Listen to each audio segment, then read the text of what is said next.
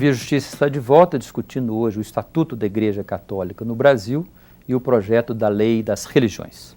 Nossos convidados são o desembargador aposentado Lúcio Urbano, que atualmente é ouvidor-geral do Estado, e o pastor e professor Adilson Schultz, representante da Igreja Luterana no CONIC, Conselho Nacional das Igrejas Cristãs.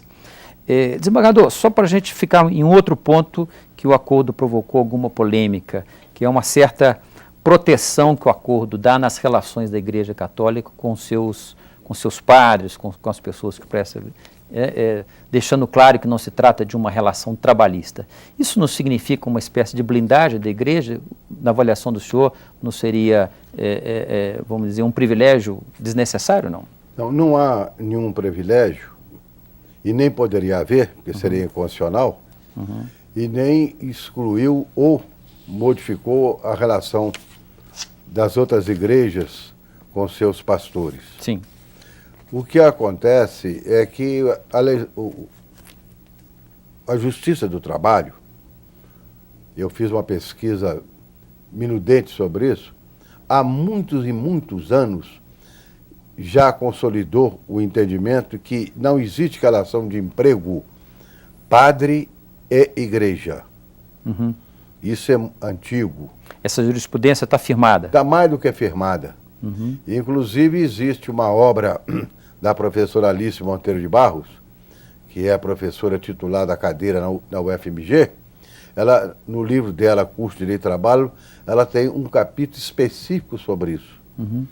E sempre se entendeu que não há, porque padre não é empregado de igreja, igreja não é. Sob o ponto de vista jurídico, sob o ponto de vista jurídico, esse acordo, na avaliação do senhor, exclui a apreciação das relações da Igreja Católica à luz da CLT, por exemplo? Não, só no caso dos padres. Não, o acordo colocou aquilo que já é jurisprudência no Brasil. Não há relação de emprego entre padre e Igreja Católica. Perfeito. Pastor Adilson, as outras igrejas, a luterana, a qual o senhor pertence, tem esse tipo de problema também no relacionamento com a sua hierarquia interna, não? Elas são regidas pela mesma jurisprudência, né? Então, eu como pastor, o meu trabalho não é regido pela CLT, né? Nós temos as nossas convenções internas que são respeitadas pelo governo brasileiro, né? E pelo regime trabalhista. Sim. Nesse caso, então, o acordo da Igreja Católica não diferencia do que é praticado, do que existe hoje em relação às outras igrejas? Não, nesse sentido, considero que está bem pontuado aqui pelo desembargador, não é? Mas veja, para mim, a questão não está tanto no que é legal ou que não é legal. Está correto dizer que é legal, não é? Inclusive as questões ligadas às questões trabalhistas, mas o que é marcante nesse episódio é que não convém. A Sagrada Escritura tem um princípio que o apóstolo Paulo insiste nele, né?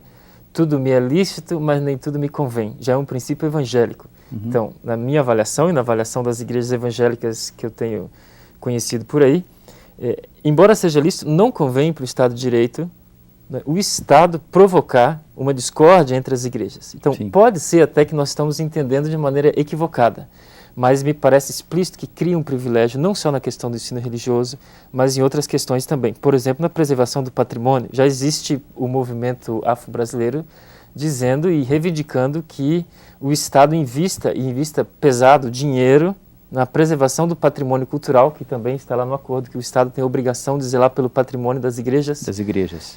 Então, vai zelar por qual patrimônio? Vai zelar pelo patrimônio de todas as religiões ou patrimônio das igrejas católicas? Né? Então, o que gerou... O fato de o patrimônio, pelo menos no Brasil, o patrimônio das igrejas católicas ser o mais exuberante, o mais rico, eu acho que pode ter sido determinante nisso? Pode ser. Por causa do nosso passado colonial. É justo. Né? O governo tem mesmo que zelar porque é patrimônio... É patrimônio mais do que religioso, é um patrimônio cultural. Patrimônio cultural. Mas eu volto e insisto. O que gerou? Gerou, como nós comentávamos há pouco, gerou a Lei Geral das Religiões, né, para anular ou aplacar a ira, aí sobretudo das igrejas evangélicas que se associaram aos espíritas no Congresso, e vamos fazer uma contra-lei. Então, nesse espírito de lei contra lei, eu acho que o debate sobre o Estado Democrático, ele se vai. A lei... O acordo foi aprovado na Câmara depois da meia-noite. meio escondido da imprensa, foi feito lá no Vaticano. Então tem algumas coisas, né, que foge ao que nós entendemos como é justo, faz parte da democracia nesse contexto do acordo. Eu quero entrar nesse debate da Lei Geral das Religiões, mas queria ouvir antes do desembargador Lúcio Urbano a respeito dessa questão da proteção do patrimônio. O acordo transfere ou responsabiliza o Estado pela preservação do patrimônio da igreja. O senhor acha que isso também seria um privilégio? O Estado tem a obrigação de preservar todo o patrimônio histórico e cultural do país, seja ele católico, não católico, e não só dentro de religião, fora de religião. Isso está na Constituição, é uma obrigação do Estado zelar por isso. O acordo apenas colocou isso mais especificamente. Agora vejamos que a Igreja Católica tem um patrimônio histórico e cultural muito grande no Brasil. A começar em Minas Gerais, por exemplo, da arte barroca, que é a mais expressiva, né? Não é no Brasil, é no mundo. E tudo isso é contribuição da Igreja Católica para a cultura nacional. De modo que o Estado tem a obrigação de zelar, dar a segurança, não que o Estado vai manter isso, não é isso que está escrito lá. Ele vai zelar pelo patrimônio, como já existe, dando segurança, não é? E fazendo a legislação conveniente para isso, da preservação do patrimônio. Apenas isso. Pastor Adilson, o senhor citou a frase bíblica aí, né, de que nem tudo que é lícito nos convém, né? No caso da Lei Geral das Religiões, ela, nesse momento, o senhor acha que ela seria conveniente? Então, eu considero que no episódio do acordo, o que me agradou mais foi que ela abriu um debate para algumas questões que estão colocadas há muito tempo e que no sistema, tanto jurídico como no sistema parlamentar, vem sendo empurrado. Por exemplo, na questão do ensino religioso, né?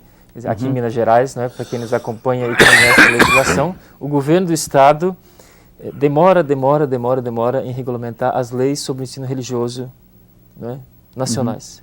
Então, para mim, eu acho que vem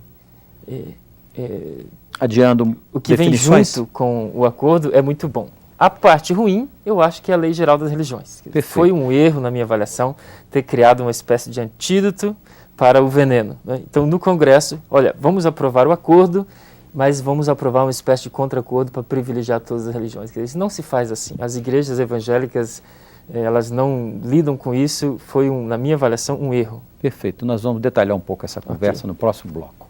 Nós voltamos já com o bloco final do programa.